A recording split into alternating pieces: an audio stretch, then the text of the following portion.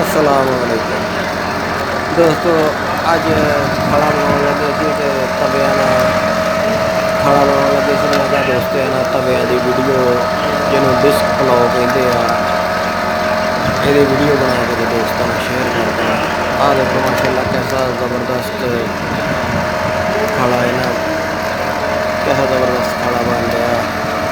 देखो माशाल्लाह इन्ना मैं थोड़ा यदा दूसरा व्यू दिखाऊँगा कि जोड़ा दूसरे पासों सीधे पासों इधरों मिट्टी लाता ना, जोड़ा है बिचों मिट्टी बाहर कढ़ता खाला खाली बनाता वा। आ बाहरों मिट्टी बनने में लगन डई है, जी खाला बनाने लई बिचों मिट्टी कढ़ी दी है, वो मैं थानू दिखादा। आ देखो हुण आ जिहड़ी आ ये बिचों मिट्टी कढ़ के बाहरला बन्ना बनाउंदा है ताकि मिट्टी बिचों बन्ना बन